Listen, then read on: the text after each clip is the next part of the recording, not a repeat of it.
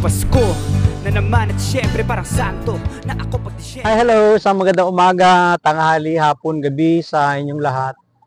Anong oras man ninyo napapanood ng video ito, tayo po muli ay tutunghay ng ating pagbasa. Para naman sa araw ng Miyerkules, October 2, 2024, hahawin natin ang mabuting balita sa Ebanghelyo ni San Mateo, Kabanatang 18, mga talatang 1 hanggang 5, tatalo ng 10. Noong sandaling iyon, lumapit kay Jesus ang mga alagad at nagtanong, sino po ang pinakadakila sa kaharian ng langit?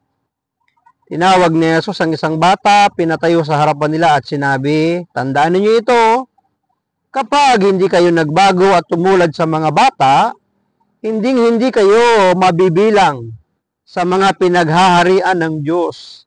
Ang sino mang nagpapakababa na gaya ng batang ito ay siyang pinakadakila sa mga pinaghaharian ng Diyos. Ang sino mang tumatanggap sa isang batang ganito dahil sa akin, ay ako ang tinatanggap. Ingatan ninyo na huwag hamakin ang isa sa maliliit na ito.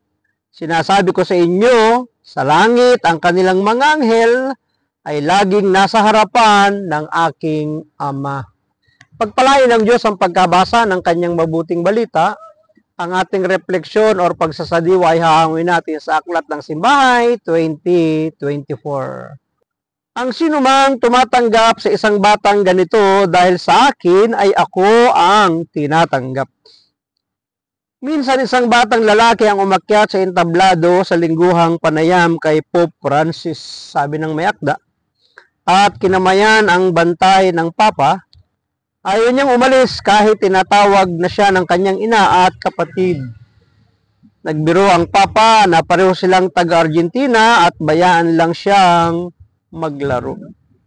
Ipanliwanag ng Papa sa kanyang mensahe na pipi ang bata, pero marunong magpahayag ng sarili at malaya. Naisip niya kung ganito rin ba siya kalaya sa harap ng Diyos.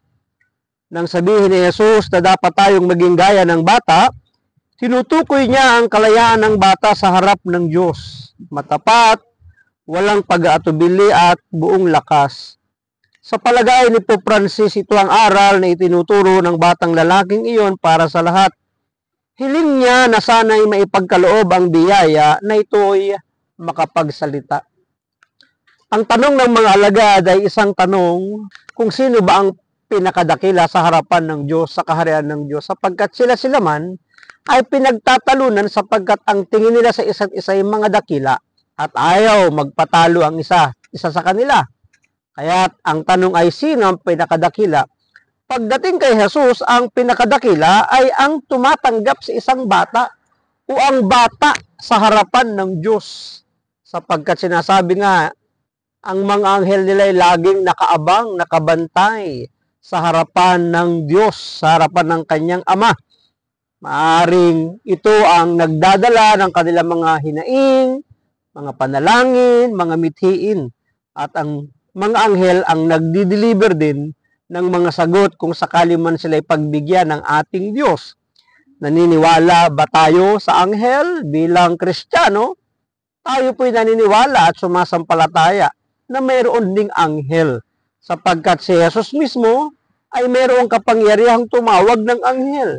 Sa libingan na ang mga babae pinupuntahan siya at hinahanap, mga anghel ang kumausap at nagpahayag na wala na si Jesus na kanilang hinahanap sapagkat si Jesus ay muling nabuhay.